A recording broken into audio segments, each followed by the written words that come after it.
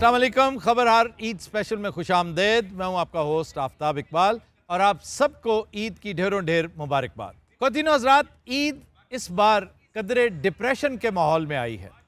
एक तरफ आटे की लंबी लंबी कतारें और दूसरी तरफ आइन की बिखरी धज्जियाँ। पाकिस्तान की सियासी, समाजी और माशी घुटन फकीदुल मिसाल है। ऐसी बदहाली हमने दिसंबर 1971 में भी नहीं देखी। इस कस्मा पुरसी के आलम में हम आपके लिए लाए हैं ताज़ा हवा का एक दिल फरेब झोंका। 75 साला जहालत और ग़ुलामी की बंजर मिट्टी पर बरसने वाली शऊर और आज़ादी की पहली बारिश, इमरान खान।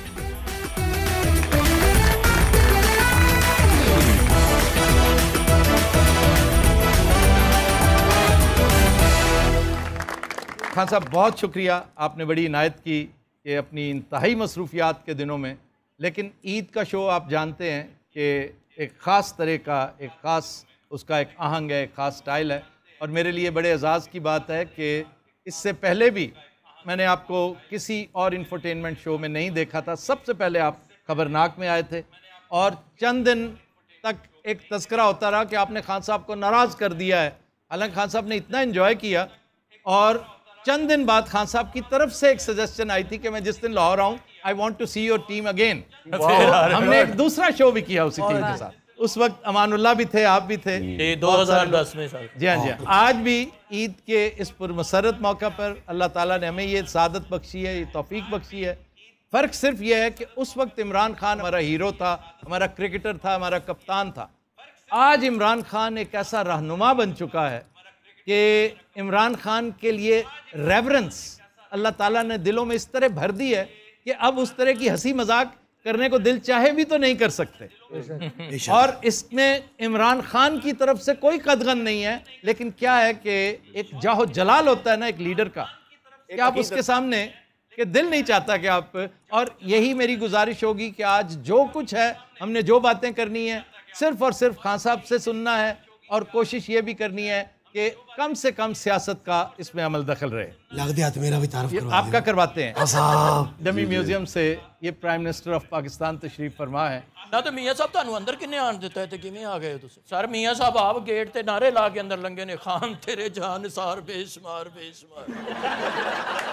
हाँ साहब, आपके टाइगर्स भी हमारे साथ मौजूद हैं। ये वो लोग हैं जिन्होंने उस दिन लाठियाँ भी खाई, जिन्होंने टीयर गैसिंग भी बर्दाश्त की, जिन्होंने गालियां भी खाई और सोबतें भी जेल की बर्दाश्त की। हमने इनके साथ भी गुफ्तगू करनी है और फिर दीगर कुछ लोग और भी हमारे साथ शामिल हैं, इन सब के साथ गुफ्तगू शनीद करनी है। सबसे पहले मेरा दिल चाह रहा है कि मैं एक ऐसा सवाल करूं जो बिल्कुल मुख्तलिफ हो, और वो ये कि आपकी लाइफ का मेरे हिसाब से सबसे अहम वाक़या, ना आपका वज़ीर आज़म बनना है, ना आपका डायरियाँ उठा के वज़ीर आज़म हाउस से बाहर निकलना है, ना आपका वर्ल्ड कप उठाना है और ना शौकत खानम की संगे बुनियाद रखना है।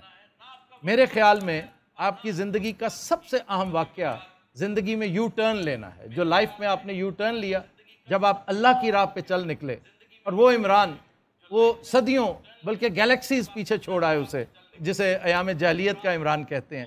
तो ये चेंज किस तरह रूनुमा हुई? देखें आफ्ताब, कुरान की एक आयत है, अल्लाह कहता है कि मैं जब चाहूँ किसी को भी सीधे रास्ते पर लगा सकता हूँ। यकीनन मेरी माँ छोटा सा, मैं जब था तो बिस्तर में सोने से पहले कहती थी कि एक ही दुआ होती थी कि अल्लाह मैं सीधे रास्ते पे लगा। तो मुझे जब सीधे रास्ता बचपन में और बड़ा भी हो रहा था, टीनेजर भी, हम सीधे रास्ते को बड़ा बोरिंग रास्ता समझते थे। जो दूसरा रास्ता था जो सीधा नहीं था वो बड़ा अट्रैक्टिव लगता था, यानी जो ग्लैमर की वर्ल्ड थी। और मुझे अल्लाह ने मौका दिया, हर किस्म की मैंने ज़िंदगी देखी, क्रिकेट की वजह से बाहर भी रहा, सारी दुनिया ट्रैवल की। तो मेरा जो दीन की तरफ आना था वो एक ऐसा सफ़र था जो कि ख़ुद ही अपनी ज़िंदगी को देख के, दुनिया देख के, जिसको हम समझते थे बड़ी ग्लैमरस वर्ल्ड है। मसलन आप अगर फ़िल्में देखें, आप और हम जब शुरू में थे वेस्टर्न फिल्में देखते थे, स्पोर्ट्स वर्ल्ड के अंदर भी, तो जो हीरोज़ थे वो सारे सीधे रास्ते पे नहीं थे, वो दूसरे रास्ते पे थे। बिल्कुल बिल्कुल दूसरे। तो हमारे रोल मॉडल्स उधर थे और माँ कहती थी सीधे रास्ते पे लगो। मैंने अपनी ज़िंदगी में आहिस्ता आहिस्ता रियलाइज़ किया जो हमारे रोल मॉडल्स पॉप स्टार्स थे इंग्लैंड के अंदर, जो अमेरिका के अंदर, तो मैं इनको मिला अपनी ज़िंदगी में, उनकी फिर ज़िंदगियाँ देखी, तो मुझे आहिस्ता आहिस्ता रियलाइज़ किया कि वो जो हमें अट्रैक्टिव रास्ता लगता था असल में वो तबाही का रास्ता है। घर उजड़ गए, ड्रग क्लिनिक्स में खुदकुशियाँ, यानी वो हम तो ज़िंदगी में जो दोज़ख जो बर्बादी थी वो मैंने अपनी आंखों से देखी उस ग्लैमर वर्ल्ड की। और फिर आहिस्ता आहिस्ता समझ आई कि असल में सीधा रास्ता तो वो होता है जो कि अंदर से इंसान को सुकून देता है, खुशी देता है, भले से मुश्किल क्यों ना हो। मुश्किल देखिए जी, असल में सीधा रास्ता नबी सल्लल्लाहु अलैहि वसल्लम का रास्ता, वो है सीधा रास्ता। अब तो उसकी रास्ता देखने के लिए उनकी आप ज़िंदगी पढ़ें या उनकी ज़िंदगी क्या थी, तो उनकी ज़िंदगी तो बड़ी मुश्किल ज़िंदगी थी, आसान ज़िंदगी तो नहीं थी। उनकी ज़िंदगी में तो मुसलसल चैलेंजेस थे। और वो यानी जब अपने अरूज पे पहुँचे, मैं ये सारी अपने बच्चों को भी बताता हूँ, तो जो उनको अरूज था जब फ़तह मक्का हो गई, जब वो आखिरी खुतबे पे गए, तो आखिरी खुतबे पे लाख लोग अराफात के ऊपर नीचे जमा हुए, बड़ा ज़बरदस्त खुतबा है उनका। तो ह्यूमन राइट्स का चार्टर है, अगर आप उसको पढ़ें तो आखिर में वो पूछते हैं कि लोगों को कि गवाही दो अल्लाह के सामने कि मैंने दियानतदारी से अल्लाह का पैगाम आप तक पहुँचाया। तो वो जब पहली रोब जाता है, फिर वो 10 रोज़ पे पीछे जाते हैं, वो पीछे आवाज़ करते थे, वो पीछे आवाज़ जाती थी। तो जब पीछे तक आवाज़ पहुंची तो एक शोर उठ गया कि हाँ नबी, आपने दियानतदारी से अल्लाह का पैगाम दिया। फिर लोगों ने रोना शुरू कर दिया। रोना इसलिए शुरू कर दिया कि लोगों को एकदम खौफ आया कि ये तो अब हमारे पैगाम अल्लाह का पूरा कर दिया। तो जाने की बात तो अब तो लोगों ने रोया। तो कहने का मकसद ये था कि उनकी ज़िंदगी सारी मुश्किल थी, लेकिन जब आसान वक्त आया तो वो दुनिया से जाने का वक्त आ गया।